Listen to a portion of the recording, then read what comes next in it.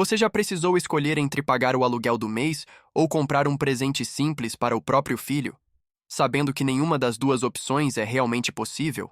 Ana acordava antes das 5 da manhã, todos os dias, sem exceção.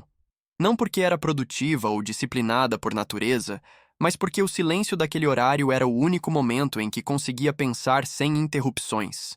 A casa ainda escura, 3 crianças dormindo espalhadas em colchões finos e uma rotina que nunca dava trégua. Ela era mãe solo, empregada doméstica, sem pensão fixa, sem rede de apoio constante e com uma conta mensal que nunca fechava. O salário mal cobria o básico: transporte, comida, luz, gás. Qualquer imprevisto virava um problema grande demais. Um tênis rasgado, um remédio fora da lista, uma reunião na escola. Tudo exigia escolha. E toda escolha significava abrir mão de alguma coisa. Ana já tinha aprendido isso cedo demais. O que ninguém via era o desgaste acumulado. Não era só cansaço físico. Era a sensação contínua de estar sempre correndo atrás, sempre reagindo, nunca decidindo de verdade. A vida financeira dela não tinha espaço para erro, mas também não oferecia espaço para crescer. Era sobreviver e repetir. Sempre. Quando os filhos pediam brinquedos, ela inventava histórias. Dizia que não precisava, que depois comprava, que aquele mês estava apertado. Mas à noite sentava no chão com restos de papelão, tecido usado, tampinhas, cola barata. Criava carrinhos, bonecos, jogos improvisados. Não por hobby, por necessidade. E também por culpa. Era o jeito que Ana encontrou de compensar aquilo que o dinheiro não entregava. O curioso é que, enquanto montava aqueles brinquedos simples, ela se sentia diferente. Não mais insuficiente. Não mais correndo. Havia ali um pequeno controle. Uma pausa. Algo que nascia das próprias mãos. Algo que não dependia de patrão, horário ou salário mínimo. Mas naquela fase, isso ainda não significava nada além de improviso. Pelo menos era o que ela acreditava. A ideia de transformar aquilo em dinheiro parecia distante demais. Arriscada demais.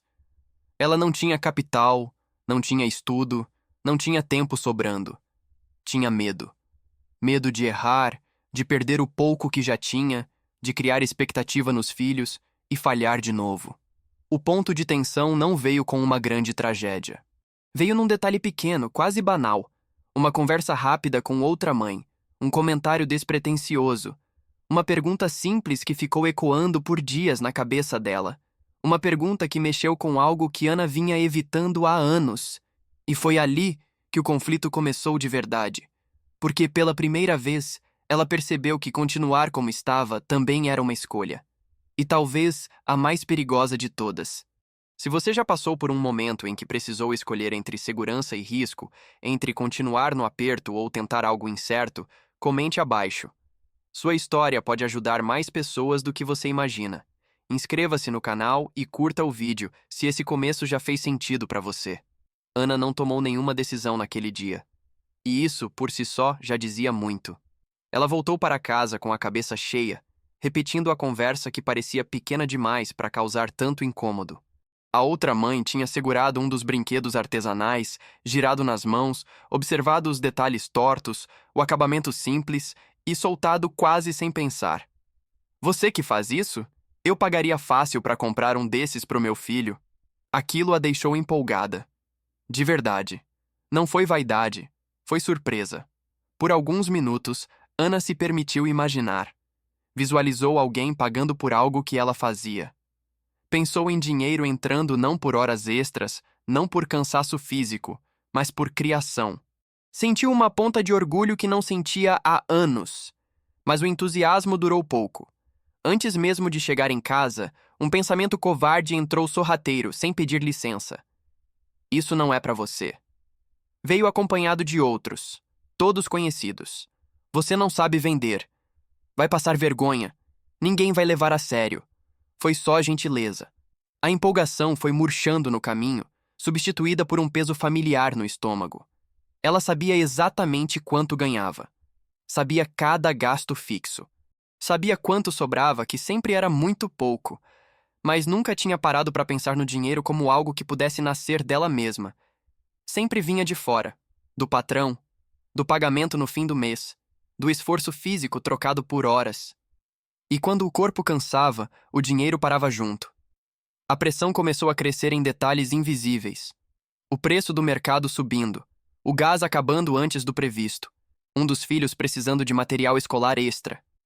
Nada dramático isoladamente, mas tudo junto criava um aperto constante no peito, uma sensação de estar sempre atrasada, mesmo fazendo tudo certo. À noite, enquanto montava mais um brinquedo improvisado, Ana começou a observar com outros olhos.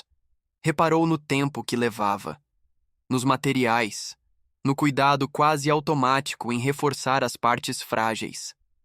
Percebeu que já tinha um processo, mesmo sem chamar assim. E isso a assustou, porque processos pedem continuidade, e continuidade exige decisão. O medo não era só financeiro, era emocional. Se desse errado, não seria apenas ela a perder. Eram 3 crianças que já tinham aprendido cedo demais a não criar expectativas. Ana não queria ser o motivo de mais uma frustração. Não queria prometer algo que não sabia se podia sustentar. Além disso, havia o julgamento. Das outras pessoas, das colegas de trabalho, da própria família. Empreender parecia uma palavra grande demais para alguém que limpava casas alheias. Parecia presunção, parecia risco desnecessário. E no fundo, ela mesma se perguntava quem ela achava que era para tentar algo assim. O conflito começou a se manifestar em pequenas escolhas. Comprar mais material ou guardar o pouco que sobrava. Usar o tempo livre para descansar ou para testar algo incerto. Ficar no conhecido mesmo apertado ou avançar um passo sem garantia nenhuma. Nada foi decidido ainda. Mas algo já tinha mudado. A rotina, antes automática, começou a ficar pesada. Cada brinquedo feito apenas para os filhos agora carregava uma pergunta silenciosa. Cada conta paga no limite reforçava a sensação de que permanecer exatamente ali também tinha um custo alto demais. Ana ainda não sabia qual caminho seguir. Só sabia que ignorar aquela possibilidade estava ficando cada vez mais difícil. E que o peso de não tentar começava a rivalizar com o medo de tentar. A decisão de Ana não veio em forma de anúncio. Não houve data marcada, nem plano escrito, nem conversa motivadora diante do espelho. Ela simplesmente fez algo diferente numa noite comum. Separou os brinquedos que costumava guardar apenas para os filhos e colocou sobre a mesa como se fossem de outra pessoa. Observou um por um com um olhar mais crítico, menos afetivo. Pela primeira vez, não eram só brinquedos improvisados. Eram possíveis produtos. E isso mudou tudo. O coração acelerou. Não de empolgação pura, mas de risco. Porque naquele momento ela entendeu que dar esse passo significava sair do terreno conhecido. Não era mais só brincar com os filhos. Era se expor. Era permitir que alguém dissesse não. Que alguém achasse feio. Que ninguém comprasse. Mesmo assim, Ana decidiu tentar do jeito mais discreto possível. Nada de redes sociais, anúncios ou placas. O medo ainda falava alto demais. Ela comentou com uma vizinha. Depois com outra mãe da escola. Mostrou fotos simples, tiradas com o celular antigo, luz ruim, fundo improvisado. Não falava em preço com segurança. Sempre completava com um "se você achar caro, tudo bem". Como se pedisse desculpa por tentar. Cada resposta demorava a chegar. E cada demora virava um teste de ansiedade. Quando alguém visualizava e não respondia, Ana já imaginava o pior. Quando perguntavam o preço, o estômago revirava. Ela calculava rápido, sempre por baixo. Não queria assustar. Não queria perder a chance. Não queria parecer gananciosa. O resultado era quase sempre o mesmo. Cobrava menos do que devia e sentia um misto de alívio e frustração. O dinheiro que entrou nas primeiras vendas não mudou nada de imediato. Não quitou contas. Não trouxe conforto. Mas trouxe algo novo. Conflito interno.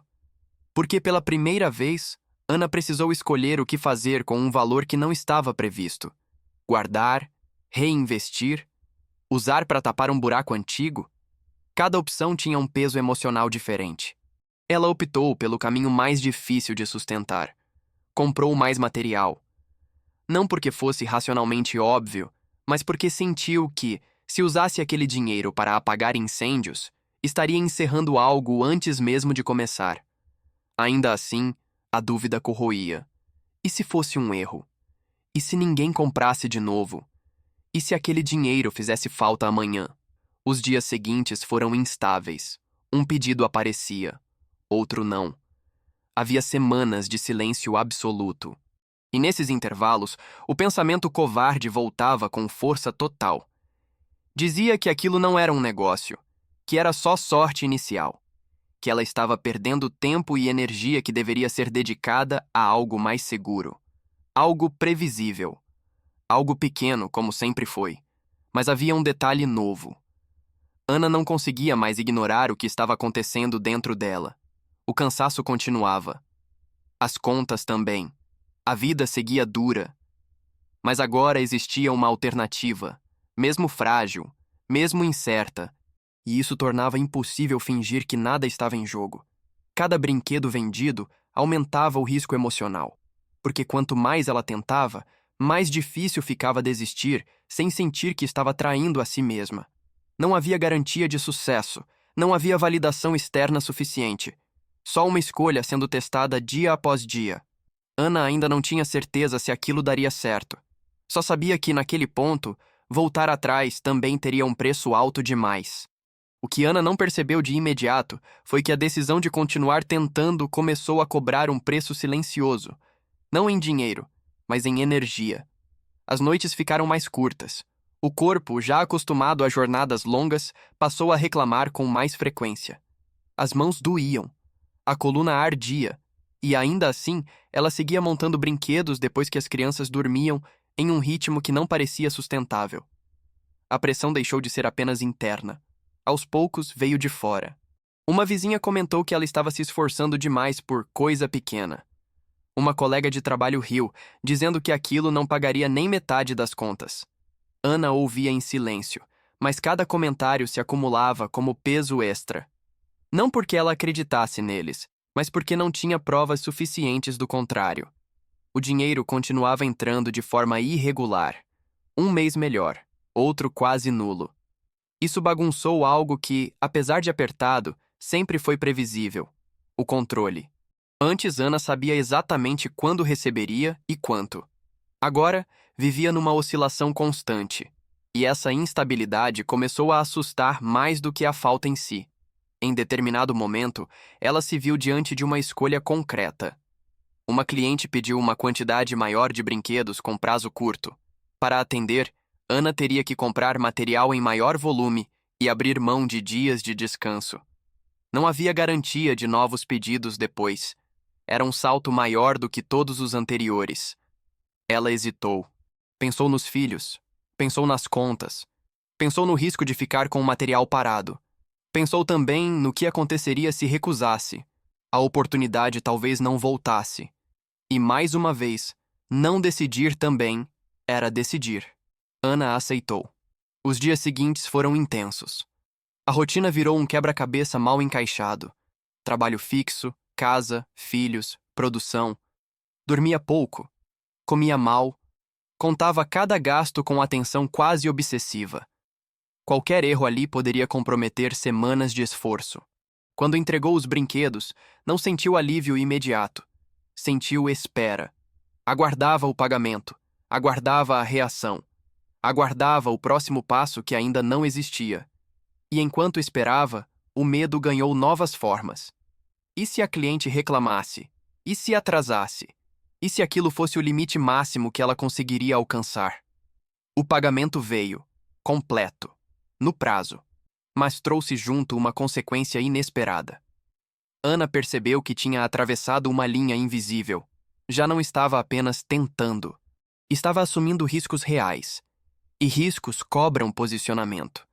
Ela agora tinha mais material, mais pedidos surgindo por indicação e menos margem para tratar aquilo como algo provisório. A vida estava exigindo que ela encarasse o negócio como negócio. E isso a colocava diante de uma pergunta que ela vinha evitando desde o começo.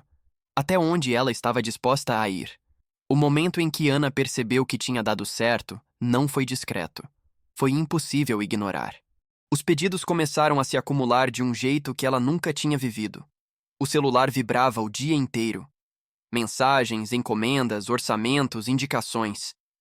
O que antes exigia esforço para existir agora precisava de organização para não sair do controle. Ela ria sozinha enquanto respondia clientes. Um riso diferente, leve, incrédulo. Pela primeira vez, o dinheiro não chegava com atraso nem com medo grudado nele. Chegava como resultado. E chegava muito mais do que Ana imaginou que fosse possível. Os brinquedos que começaram no chão da sala ganharam marca, embalagem, identidade. Vieram contratos com escolas, eventos, feiras. Vieram pedidos grandes, depois maiores ainda. Ana precisou contratar ajuda. Depois mais pessoas. Precisou formalizar, ampliar, comprar máquinas, alugar um espaço. Tudo isso parecia surreal para alguém que, pouco tempo antes, contava moedas no fim do mês. A mudança dentro de casa foi visível. Contas em dia, geladeira cheia, quartos organizados.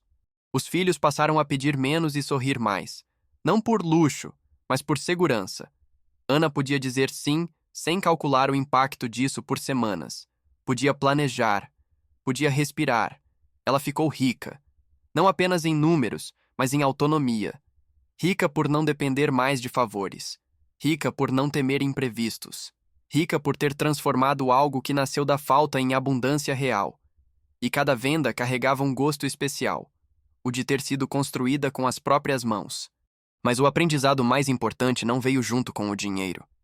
Veio quando ela olhou para trás e percebeu o quanto quase perdeu tudo antes mesmo de começar. O medo disfarçado de prudência, a insegurança fingindo ser humildade, a voz interna dizendo que ela não era capaz. Ana entendeu, tarde mas a tempo, que o maior risco nunca foi empreender. Foi ter acreditado por tanto tempo que aquilo não era para ela. A autossabotagem quase venceu. Quase. Se essa história fez você repensar as travas que coloca em si mesmo, comente abaixo contando o que mais te marcou ou dividindo a sua própria experiência. Inscreva-se no canal, curta o vídeo e ative o sino para saber antes quando novos vídeos forem publicados. Você já sabe, às vezes o maior obstáculo entre alguém e uma vida próspera é a própria dúvida.